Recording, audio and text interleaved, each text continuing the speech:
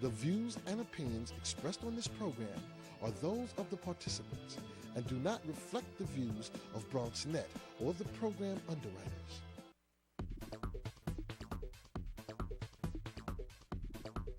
BronxNet. Your voice, your views, your vision.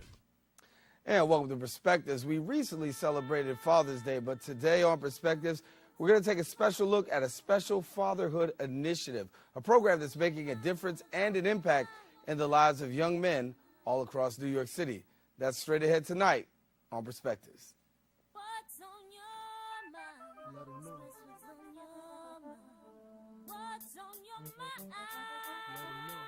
Anything relevant to life, you bring it to the table. Whether you make a move solo or a movement with a stable. No fables, you speak on your decisions. Cause in the long run, it's your voice, your views, your vision. Keeping it real with many messages for you to know. This ain't radio, but DJ runs the show. Entertainment, he rocks it. Politics, he locks it. The host with the most would handle any topic. Don't forget to share your perspective with shines of light. Cause it might make a difference in someone else's life. Make a difference. What's your perspective? Express what's in your heart and your mind. Share your perspective. What's your perspective? And a very pleasant good evening to you, and thank you for joining us for another episode of Perspectives. Remember, we welcome you to share your thoughts with us here live by calling the number that you'll catch on the screen anytime, or actually emailing us at perspectives@bronxnet.org, and we, of course, will read your email on the show. Well, it's a service that has been around in New York City even longer than the subway system. And in 2007, they brought their groundbreaking program to the South Bronx, designed to help fathers who wanted to be actively involved in their child's life. Here to tell us more is the Director of Family Support at the Visiting Nurse Service of New York, Mr. David Jones. And David, good to have you here on Perspectives. Good to be here, Darren. Thank you for coming to share with us a little bit about this, because when we, as I said, we just got finished celebrating Father's Day. Correct. And it's a day that, you know, we commemorate the lives of fathers and the impact that fathers have made. But as I say about, you know, Father's Day, it's here today, gone tomorrow. But Correct. your particular organization takes special emphasis in making sure that fathers are fathers all year round. Definitely. You know, working for Visiting Nurse Service is an innovative organization, and it gave me an opportunity actually to respond to a social situation that I had seen in the inner city community, which was a lot of men of color not necessarily being at home with their kids, sort of doing the job that we now come to know is so significant in shaping and forming their future outcomes. When you talk about the program in itself, you guys deal with young men who are fathers. Yes. We hear a lot of talk about the fathers aren't really in the home, they're absent, fathers aren't involved in the life of their children, but you guys do a very special job of making sure that that's not the case. Most definitely. I think, you know, because we're targeting sort of the younger population, we work with 16 to 24-year-old non-custodial dads. And I think, you know, Before we go any further, what's non-custodial dad for somebody who doesn't know? a non-custodial father is a dad that's not living or residing with his child. So we target that particular population, and the interesting thing is that for you, myself, and anyone else, if someone hasn't shown you exactly how to do a particular job, you're going to struggle. So with a lot of the young men, it's not in the popular media. A lot of times they say that, you know, they don't want to step up and take responsibilities. A lot of them don't know how. They haven't had those positive male influences or solid male role model to help them understand how difficult but how important this job really is. What are some of the challenges that 16 to 24-year-old men have in regards to fatherhood that maybe many people are not familiar with? Well, that's a really good question. I think, you know, when you're talking about a 16 to 24-year-old, we're talking about someone who still doesn't even know who they are yet. If you think about adolescence and the developmental trajectory that most people have to go through, a 16-year-old still wanting to run around, play ball, hang out, party, and all of that. So a lot of times, unfortunately, when they engage in, you know, sexual relationships really early on, and they're now saddled with this awesome responsibility of being a father, they're still so self-centered. They can't see that child because they still are trying to figure out me. What's going to, you know, what does this world owe me? What is this world going to give to me? So they got it. They're trying to get their lives together. You guys are doing a good job of trying to shape them together. Walk us through the program and what a young man gets when he comes through the door. Okay. So a lot of what will happen is we'll get referrals from another community-based organization. We have some mandated referrals through the courts, guys that come in for anger management and specific things like that. When a father comes in, the first thing that we want to do is we let them know that we sort of have some idea about their fears, their frustrations, and their challenges. And we tell them that the degree to which you commit to this program is the degree to which you're going to have success. So it's a partnership.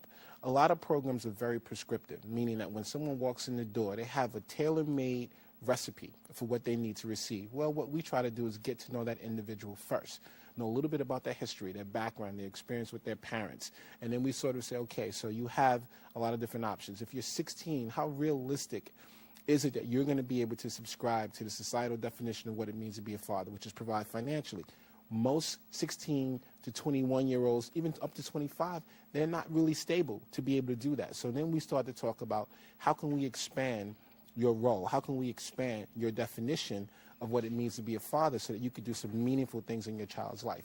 So we start talking about building relationships, spending times. Because these guys are non-custodial fathers, sometimes we have to negotiate hurdles with the court system just so that they could actually have access to their children.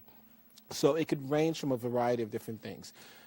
And I want to jump in on this one here because when you talk about negotiating through the court system, many fathers have this fear that the court system will not be as accommodating Right.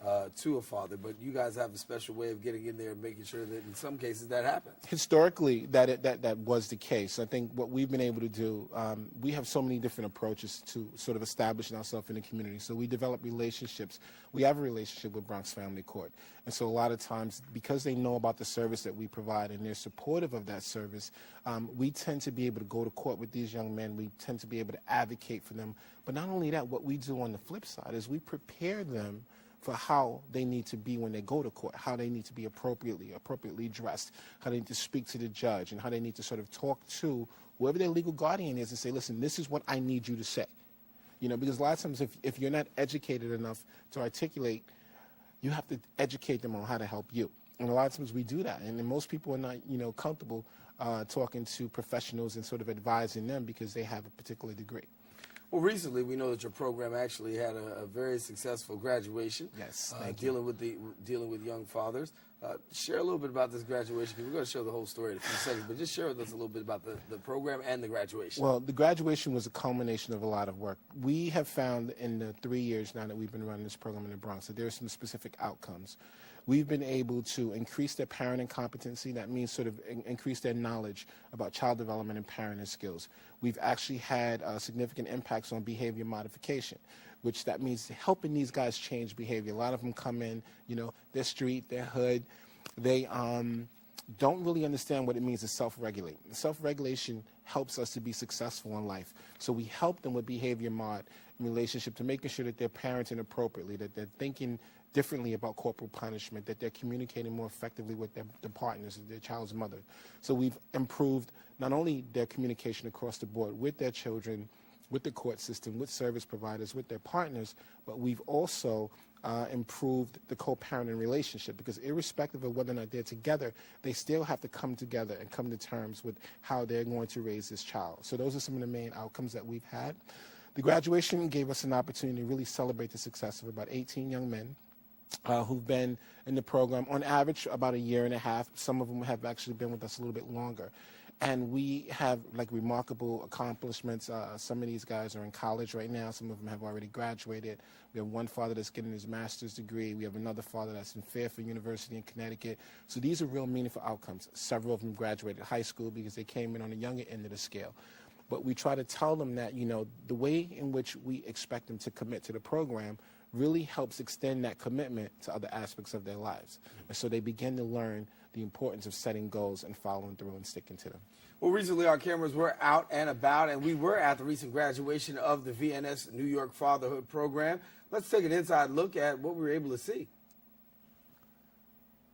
Meet 26-year-old Garland Dees putting the final touches on his tie with the help of Jamal Young, an outreach coordinator from the Visiting Nurse Service of New York's Fatherhood Program. It's minutes before his graduation ceremony, marking his successful completion of the agency's 2-year-long program that teaches first-time fathers like Dees all he needs to know about parenting and more. For me, it starts with my life first, and then it's fatherhood. Because I got to get myself together, in order for me to take care of my child the way I want to.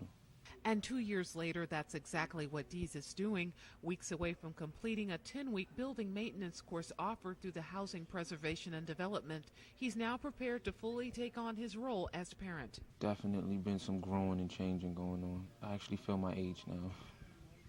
So do over a dozen other men graduating with Dees. 23-year-old Traveris Brodus here with his 2-year-old son, Naymel. And Naymel's mother, Nayman Story, says the workshops have been invaluable. I feel great. I like the whole program and the whole outcome of the whole program. It actually helped me to be a better father. Words like that are exactly what David Jones, Director of Family Support Services for the Visiting Nurse Service of New York, likes to hear. You know, it's an amazing feeling. When you come in to do work like this and you have a vision, what tends to happen is they start to buy into your philosophical approach. They start to make really good decisions for themselves, and they start to actually believe that they can accomplish their goals, and they do. The material is not always easy, says Young, who eventually had to confront the relationship he had with his dad. It was very awkward, but in the end, it was very emotional. I saw many flaws and mistakes that they made that were very similar to the mistakes that my father made. Just seeing these fathers that I work with now in similar situations, I began to be able to understand what my father had been going through at the time when we were together. Garland Dees is just one of 166 others who graduated from the Fatherhood program. Administrators are confident that there will be more. We're here. We're viable.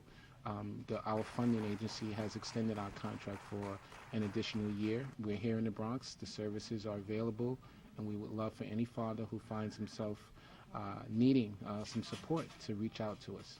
And the results speak for themselves. Congratulations, fellas. Congratulations to all of us. For BronxNet, this is Arlene Makoko. And thank you, Arlene. And we want you to stay with us because coming up next, we'll talk more with David Jones about the Fatherhood Initiative and the work that is going on, and talk about some of those success stories and how you possibly could be the next one.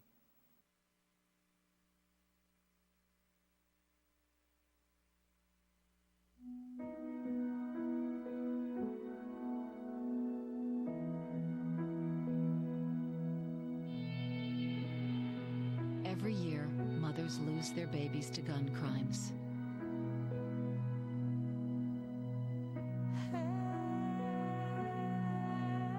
You'll always be your mother's baby.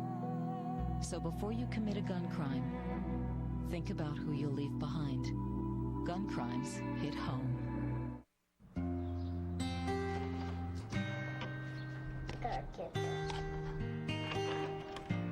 Oh, I must be careful. Well, that's a nice picture. Come on, Anna. Okay. Foreclosure doesn't affect just you. It affects your whole family, too. If you've fallen behind on your mortgage, we can help. Call 1-888-995-HOPE, because nothing is worse than doing nothing.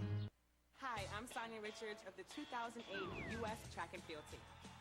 I'm here with our friends from Jane and the Dragon to say, The amount counts, so keep portions under control. When you're on the go, there's nothing better than a healthy snack to give you a boost. But remember, portions count too. I love fast food. Fruit, that is. It's the perfect size and great to eat on the fly. You've got the idea. For fun ways to get healthy, visit www.smallstep.gov.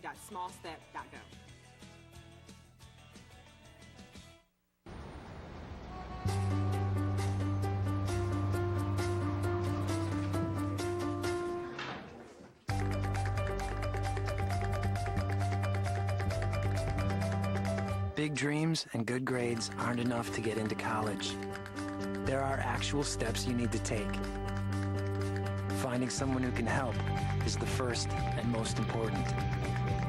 For the next steps, go to knowhowtogo.org. And there you're seeing more information about us. That is us. When I say us, we are talking about Perspectives. You can check us out on the web. You can watch the full episodes of Perspectives at www.bronxnet.org/perspectives. Now, if you want to catch some of those highlights and those clips, all you got to do is subscribe. Come on, be a fan on YouTube, www.youtube.com/BronxNetPerspectives. And if you just need more information or you just want to send us an email about the show, all you got to do is email us to perspectives@bronxnet.org. We, of course, will take that email and we will read it, and we'll try to do something with it. So just send it on, and we'll go on from there. Darren Jaime here with you. Welcome back to Perspectives. Before the break, we were sharing a little bit about the Fatherhood Graduation Program. David Jones, our guest in studio from the Visiting Nurse Service and the Fatherhood Program. And I want to talk about that because we saw young men who are actually, you can actually see some life in these young men. The one thing that even struck me as odd is watching, and you know, and being a person of my stature, I kind of watch. They didn't even have a real sense of how to tie a tie. Yes. And yet, and still, the whole process of maturing and being able to tie a tie and wear a suit and take it to that next level. And I know next level is actually what you're trying to bring out of these guys. Most definitely. I mean, I think that modeling is really important, and it goes back to like what I said earlier about having role models. Now, the young man actually who you saw going through the process of getting some assistance with his tie, he knows how to tie a tie, but he wanted a particular knot. He wanted the Windsor knot, and that's a little bit wider. So the thing was, he was very comfortable, though, and this is the interesting part about that, asking for help. See, this is something that young men in general, struggle with, but we tell them that, first of all, there are resources in your community that can change your life. You just got to know how to connect with them and know how to find them. And so I think the flip side to that, the example in that's positive, is that he's okay asking for help. When he first walked through the door, he wasn't okay with that. Now, were you able to help him out with the Windsor knot? No, my assistant did. Okay, okay. My assistant I'm about did. to show you guys just how to do it right now. No, I'll take it off and show you. But when we go to break, I'll come back with. By the time we come back from break, I'm gonna have it all together. Watch, I bet you I will. These guys here, where do they go from here? So essentially, that's a really great question. Some of them still need a little bit more support getting to that next level, as you mentioned, getting connected to college. Going from the one job that we may have helped them get to a better job, a more secure job, a job that's going to provide them with some benefits. Some of them are still negotiating, carving out quality time with their children. Now that they're working, they have to begin to balance that whole work-life issue, which is something that a lot of them are not even used to. And then for the ones that are going to college, they're going to learn how to juggle, you know, all the responsibilities associated with being successful at school, being successful at work, being a father at home. So they learn how to multitask. What we try to do is for these guys, most of them, there's probably about 10 out of the group that graduated that are actually going to come back to the program as volunteer mentors. Wow. And the beautiful thing about that is that they've gone through the program. They know how the program has assisted them. So they're going to be in a really good position to partner up with some of the new fathers that are coming in and guide them through the same struggles and challenges that they faced. And even struggles about commitment, you know, connecting. Some of those guys, had we not reached out and done home visits and kept calling them and not turned them away after they hadn't been coming for a while, you know, they would have had the same experience that society gives you when you don't comply. But what we said is, you always have a place here as long as you show that you really want to do what's necessary for you to grow. You spoke about home visits, and that was very important, because that's a follow-up component that many times we don't engage in. You know, if people don't come back, exactly, later form. Exactly. How important were those home visits? Home visits are stellar on two ends. I think even for my outreach staff, who have the benefit of sort of a lot of the training and the staff development and the supervision that we provide on site, they're not always comfortable going out into the community and going into someone's home. They feel like that's their private turf, their personal space. VNS has a reputation, though, for doing home visits and doing them well. So I think we take from that, and my staff has gone on home visits, and it's a new experience for them. I've actually gone out and modeled for them the benefit of doing a home visit, because you get to see, one, that child in the child's natural environment, to see how the child is doing, how the child may be developing, right? And then you also get to see that father in a different context. And when you can extend yourself from a building and go out into their personal space and say, I care about you, you haven't been showing up, what's going on? That means something, because a lot of times people that are responsible for them being on this earth have never shown that kind of commitment to them. So the commitment we expect from them, we also give it in return.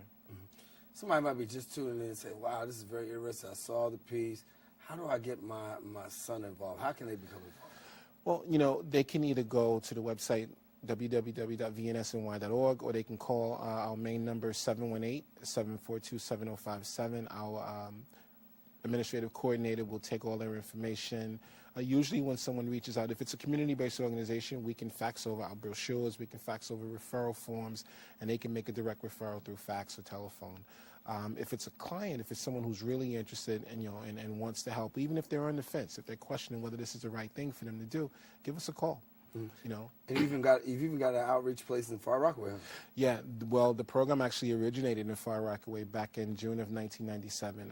I was directing an Early Head Start program, and Early Head Start is an infantile to child care program, and essentially most Early Head Start programs focus on mothers and babies. And I realized really quickly that if we were going to be successful, we had to not only focus on moms and babies, but we had to also do something for the men that were connected to the women, because there was an unfortunate circumstance with about 6 mothers that had negotiated the program and were ready to launch. They were going to do really well. And it was the men in their lives that sabotaged that success by not providing child care when they said they was going to do it, or just causing rifts in the relationship because they were threatened that this woman was going to take off and that she was going to leave them. So in order to really continue to fully help those mothers get to the next level, we had to begin to design some specific services for fathers. And that's kind of where it came from. That's how it evolved. So when you enter into the program, let's walk it through one more time. I'm getting the opportunity to have some counseling, some peer mentoring. Sure.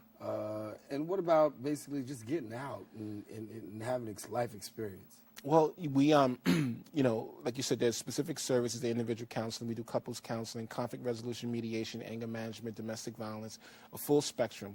We have a 16-week curriculum that begins with child development. It begins with pregnancy. We go through the whole pregnancy process, labor and delivery, and newborn care. Then we focus specifically on child development from 0 to 5 with a concentration there. We go into latency age, adolescence. And then from there, we go into healthy relationships, and then we go into responsible fatherhood. So there's a whole different set of topics that we talk about. Then we go into life skills, and we end with a session on men's health. Any common denominators we see flowing through these young men?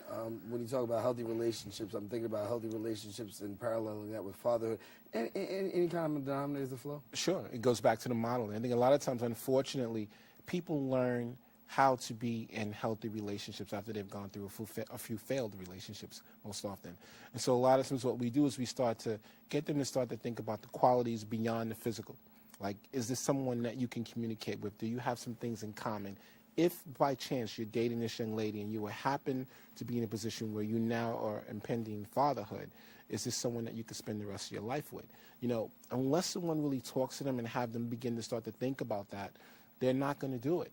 And every father that's in the program now will openly state that if they had an opportunity to do it all over again, they would do it because they love their child, but they definitely would wait much longer. Gotta take a quick break. As I said, you give me 30 seconds. We're gonna take this 30-second break. I'm gonna show you how to tie this knot real quick. By the time we take this break and come back, my knot's gonna be different. Check me, watch. We'll come back in a quick second right after this. And young man, watch. I'm gonna show you 1 second. Go ahead.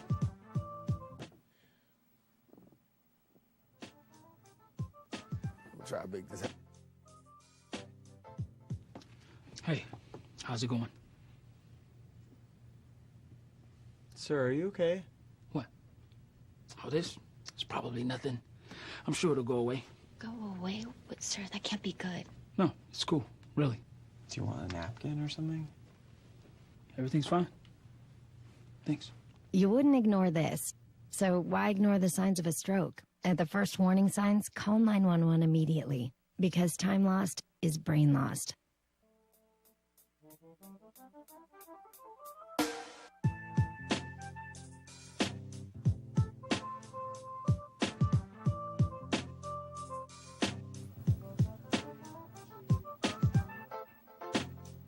All right, welcome back to Perspectives. I kept my word.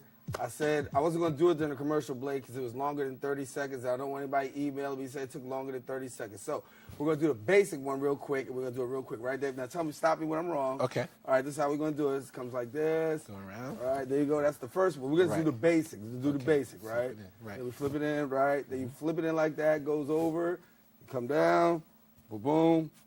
There you go like that. Pull it on up. And it's not that hard to have a tie, young brothers. Now, we want to do the other one, which is the real fat knot. We're going to do this on the air right quick. Dave, if I blow this, it's all right, because, I already did the first one. You go around one time. You did it twice. Go around another time. Go down. right. Here we go. Coming around again. Got a big, big fat one. Turn around like this. Boom, boom. Now, if you notice, like a lot of times people don't show the rest of the tie because it comes out kind of like dwarfed and it looks like kind of like this. So you got kind of like a little fat knot. And so if you really want to be G, what you do is you take it and you stick this part in here like this. And then you push it up like this. And yeah, I'm getting there. And then, you know, you put it down like this. And then after that, you close it up. Got to pull it over a little bit more. Am I sending me up, Dave? Sending you up. Send me up. There we go. Because I can't be on TV like this. All right. I'm sending it up. Nah, you send it up. Now you send it up? All right. So, on this edition of Perspectives, we showed you how to tie a couple of ties. You'll get a whole lot more over there at the Fatherhood Initiative, though. Tell us now, where can people go to actually partake in the program? Well, we're located at 489, that's 493 East 153rd Street, right off 3rd Avenue between 3rd and Bergen. Easily accessible to A train, the 2 train or the 5 train to 3rd Avenue, 149th Street. Far Rockaway, talk about that. Far Rockaway, that's the A train all the way out to Far Rockaway. You get off at Beach 90th Street, you'll walk down 4 blocks, make a right, come right into the shopping center, you see the big V&S on it. That program, the groups are on Monday nights, and they run from about 5:30 to 7, and then of course the same services, individual counseling, couples counseling, whatever you need, advocacy, paternity, we do paternity test assistance. And then in the Bronx, we have programming on Tuesdays and Thursdays from 6 to 8. That's where we do the individual workshops and the groups. And then individual appointments, appointments are made based upon need, and during the week, full array of services Monday through Friday. And we talked a lot about fatherhood and VNS, but VNS encompasses a whole lot. Just give us a little scoop. It's extremely vast. It's the largest home health care agency in the country. We're in every borough, Westchester, Nassau, and essentially, I'll just ground you. I could be here forever talking about VNS, but I'll talk a little bit about our division. It's the Children and Family Services Division. We serve about 10,000 children a year in a variety of programs. We have 8 different pediatric programs, from early intervention to pediatric palliative care to a diabetes management program, maternal newborn pediatrics. And then we have one of our largest programs, a Nurse-Family Partnership, which is also here in the Bronx. They serve about 700 first-time mothers. And then we have the 2 fatherhood initiatives and the Early Head Start program. Well, Dave, thank you so much for coming and sharing a little bit with us. And anything we can do It's to been be a of pleasure. assistance, come on back and let us know, okay? Okay, brother, we'll do. All right, David Jones, our guest here on Perspectives, and that about wraps it up for this edition of Perspectives. Darren Jaime, thanking you for joining each and every one of us. And want to tell you, if you want to catch us out here, BronxNet Channel 67 live at 8:30 every Tuesday night. That's where you'll catch Perspectives. As we said, you can also catch us on the web. You can also catch us on YouTube. And most of all, you can just catch us just by staying right where you are. So it's been a pleasure coming into your homes. Until the next time we meet, stay safe, everyone, and share your perspective with somebody else, because it just might make a difference in their life. Take care.